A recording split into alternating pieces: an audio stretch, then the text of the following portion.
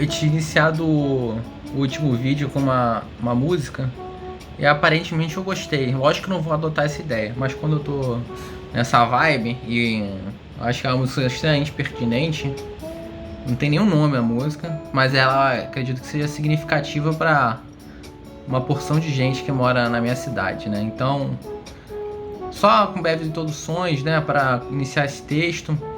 É bem curtinho, na realidade, trata-se de uma transcrição de uma mesa de debate, né? E é um texto que vai abordar principalmente as emendas constitucionais na ordem tributária, né? E quem vai conduzir esse debate é o professor Alcide Jorge Costa, e essa provavelmente deve ser a hora que algum artista entra para perturbar a sua viagem, mas você assiste, né, de qualquer forma, em respeito. E um destaque que muitas emendas na Constituição ali em 2007, né, haviam sido feitas 52 emendas até 2007, que é a época do texto, né? Ainda tiveram 6 emendas de revisão, né? Então 52 emendas de reforma, mais 6 de revisão. Então vê a mutabilidade da Constituição, né? Sobretudo por ser uma Constituição sobremaneira analítica, né? Isso permite que seja mais alvo, aumenta a possibilidade de que ela seja modificada. Porque certamente alguém que quer dizer sobre muita coisa acaba se enrolando. E esse é o papel da Constituição. Essa introdução saudosa e nostálgica, acredito que já esteja acabando, né? Pronto.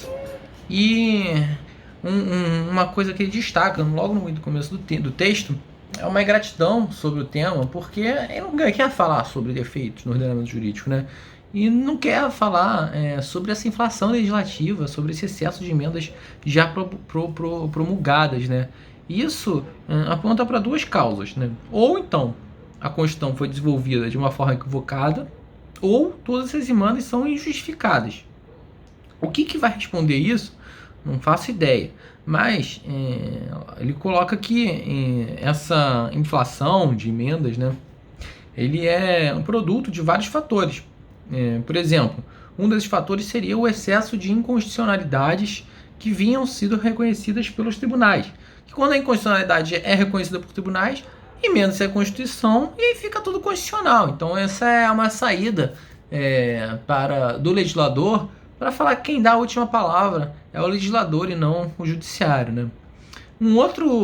Outra causa de uma grande quantidade de emendas é a transferência da caneta legislativa na mão do executivo, uma vez que ele tem a prerrogativa de poder propor emenda individualmente. Isso talvez torne mais fácil a apresentação de emendas e, sobretudo, a gente vê, em 2007, não fiz uma conta de quantos emendas foram o Fernando Henrique, mas ali já era o segundo mandato do Lula, né? O Lula com o Congresso todo do seu lado, né? A gente sabe que é aquele oba-oba, mandou, aprovou, porque sempre ia ter alguma outra contrapartida, né? Mensalão, saudoso mensalão, né? Que já um dia já esteve em voga, né? Mas esse perigo de transferir a caneta da Constituição, né, para poder notificar para o Executivo, isso causa também uma infinidade de emendas, né? Bom, uma outra questão que ele traz, não relacionada à causa, independentemente do que provocou essa inflação de emenda constitucional, ele quer, então, enfrentar os efeitos que essa multiplicidade de emendas vão causar. Um deles, por exemplo, é saber se uma emenda ofende ou não a cláusula pétrea. Então, o autor vai apontar para o fato de que todas as emendas no campo tributário mexem um pouco, sim, com o Pacto Federativo. Ele não é bobo de afirmar que não. Uma emenda não vai deixar de mexer no Pacto Federativo, está mexendo só algum outro critério aqui que não está impactando a questão de transferências constitucionais, enfim. Mas não tem jeito. Ele fala que vai modificar e nem por isso essa modificação vai, de certa forma, mexer com o impacto federativo e violar a cláusula pétrea lá do artigo 60, parágrafo 4º, que é onde fala as cláusulas pétreas, né, para o poder de reforma, né? Então, isso acrescenta ainda mais numa Constituição igual a nossa, como falei, analítica, que aumenta mais a probabilidade de algum dispositivo estar se referido de alguma forma à federação. Então, é inevitável que se mexa no Pacto Federativo, mas isso não torna inconstitucional. Um outro problema, que ele vai chamar da doença da inconstitucionalite aguda, ele dá um exemplo, que, por exemplo, quando uma lei complementar do COFINS foi editada, em pouco tempo, um advogado impetrou um mandado de segurança,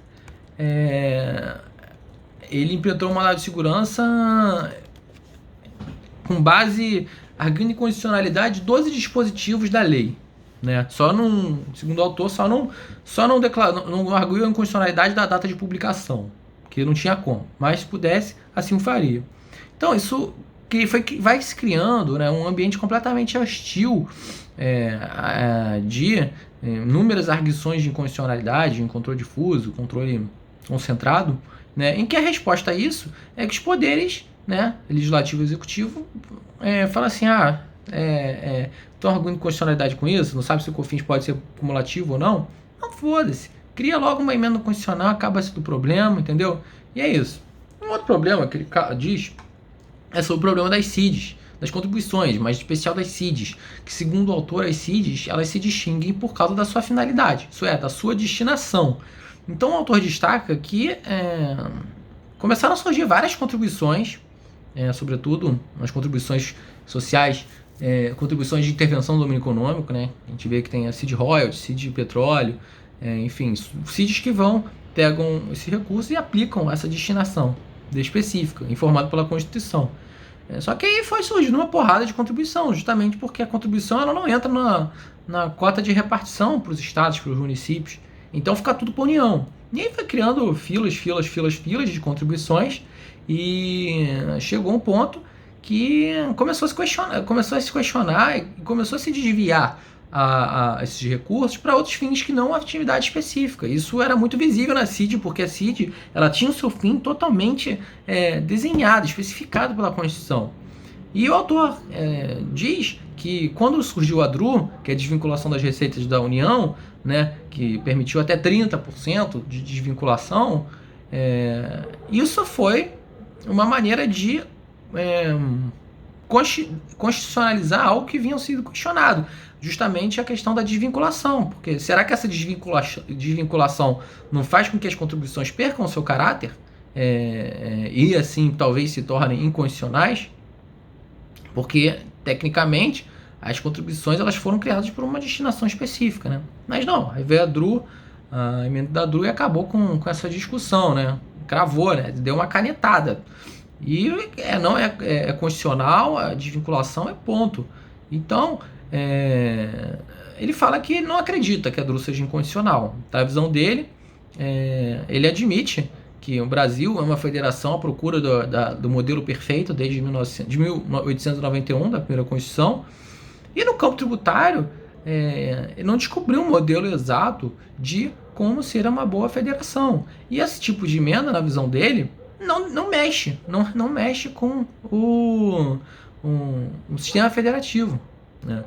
Ele dá alguns motivos por que ainda não descobrimos o modelo, né, exato, e ele cita que a gente tem um sistema tributário simétrico e uniforme para todo o país, e rígido ainda por cima. A gente trata Santa Catarina da mesma forma que a gente trata Tocantins, né? Isso é uma bosta quando o país possui uma economia assimétrica de acordo com as diversas regiões.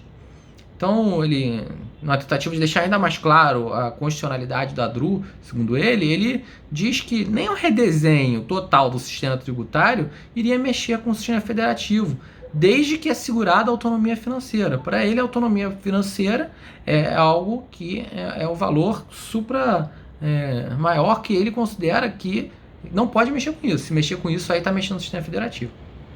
E o que é essa autonomia financeira? A gente viu que é uma forma de assegurar o desenho do sistema federativo, mas ele questiona se a autonomia financeira vai resultar da existência de fontes de receita suficiente ou apenas da receita suficiente, ainda que ela seja via transferências da União, né, para que as unidades autônomas façam, desenhem suas políticas de forma autônoma. Ele ressalta que nesse sentido ia ser um debate inédito discutir sobre isso, né, de onde resulta a autonomia financeira, e quem tem o poder de legislar, de fazer política econômica, seria o legislador. Então ele que discutisse lá a questão do que ele deveria privilegiar, da receita suficiente ou das fontes de receitas suficientes. E aí, tratando de política econômica, ele vai reconhecer que a política econômica via despesa é algo desconsiderado no contexto aí em que o texto foi escrito, e, portanto, não só a receita tem que ser levada em conta, mas sim a despesa. E ele dá um exemplo de um IPTU progressivo, instituído pela Prefeitura de São Paulo, em que esse IPTU ele cobrava altas alíquotas dos bairros nobres, mas em compensação dos bairros mais pobres não cobrava nada, isentava. Só que aí com esse dinheiro arrecadado, ele fazia o quê? Aplicava tudo, empregava tudo para melhorias nos bairros nobres, né? E aí? Onde é que está a progressividade nisso? Onde é que está a progressividade nessa política econômica? Não tem. É uma falsa, aparente sensação de que o IPTU é progressivo, justamente porque há essa negligência em relação às despesas. Por outro lado, ele coloca contra-exemplo. Imagina que a gente suponha um IPTU proporcional. Esse IPTU proporcional, só que com dinheiro arrecadado, a gente aplica tudo nas periferias. Qual dos impostos poderia melhor atender? Né? Qual que seria um imposto que poderia mais atender a função social? O IPTU progressivo, aplicando tudo nas regiões mais ricas, ou o IPTU proporcional e via despesa, aplicando tudo nas regiões mais pobres? É lógico, me parece que é o IPTU proporcional. Então, a gente vê essa questão aí. Por fim, um último tópico, um penúltimo tópico, um antepenúltimo tópico, são as inconstitucionalidades consagradas. E aqui vem muito forte a emenda constitucional 42, que consagrou a inconstitucionalidade constitucional. Também acredito que teve aquele outra inconstitucionalidade lá que falou dos municípios, né? Quando aquele município estrela, né? Que quando o município os municípios foram criados sem uma lei complementar que o balizasse, uma lei complementar federal que estabelecesse critérios, prazos, enfim. E aí foi criada uma emenda constitucional constitucionalizando a criação dos municípios inconstitucionais. E aqui a gente tem outra emenda que colocou uma inconstitucionalidade inconstitucionalidade constitucional, que foi a emenda 42, que ela sabatinou as alíquotas criadas para o financiamento dos FECPs, que são os Fundos de Combate e Erradicação da Pobreza, no âmbito dos estados, né? E essa emenda 42, ela sabatinou as situações que vinham sendo encontradas em muitos estados. A emenda, e esse FEC que foi criado pela emenda 33, ele autorizou que fosse acrescido 2% do ICMS para financiamento do FECP, né? Sobre produtos suntuários, né? Produtos que deveriam ser definidos também por lei complementar, por lei federal, né? E esse dinheiro deveria ser revertido para o FECP. O que acontece no Rio? O Rio, capital da malandragem, no caso o Estado, instituiu 5% sobre o ICMS de comunicação. Então, perceba, não é nem suntuário e não é nem 2%. E aí veio essa emenda 42 e falou, não, isso é certo. As emendas que... Foi exatamente isso. Ele colocou as emendas que são contra os adicionais criados pelos estados e o Distrito Federal, que forem contrários à emenda 42 e à emenda 33, isso é, aquelas que não ultrapassarem, que ultrapassaram 2%, né?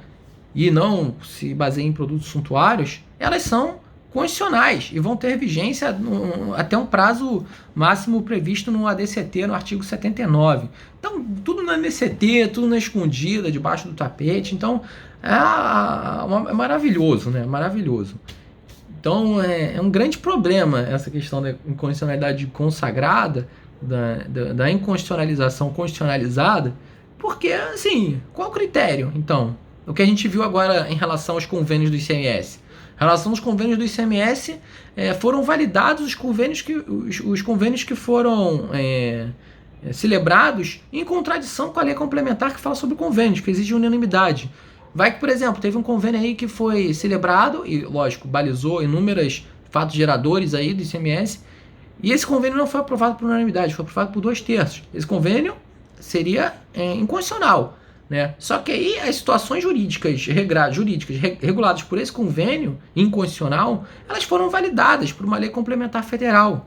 Então veja, tá descendo, né? A gente vê que a inconstitucionalidade ela foi nesse caso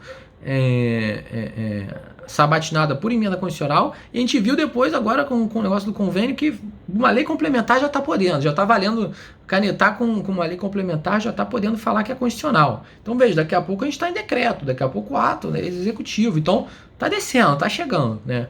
Então, fato, então, que além da questão do FECP, né, além de não ter sido criada ainda a lei complementar sobre a lei federal que vai dispor sobre produtos suntuários, há esse aumento aí, além de 2% que foi consagrado, né, constitucional. E isso para o contribuinte é muito duro, né? Porque, enfim, sobra, não tem que fazer, tem que fazer. Vai exigir repetição? Não vai. Está constitucionalizado. E aí o penúltimo ponto, agora é penúltimo mesmo, que eu tenho que buscar minha filha na creche, é a questão de a mania de algumas emendas dizerem mais do que deve. Né? O autor vai citar o caso da emenda constitucional que declarou que a COFINS pode ser não cumulativa. Nesse caso ele vai salientar que, caralho, por que precisa ter isso na Constituição?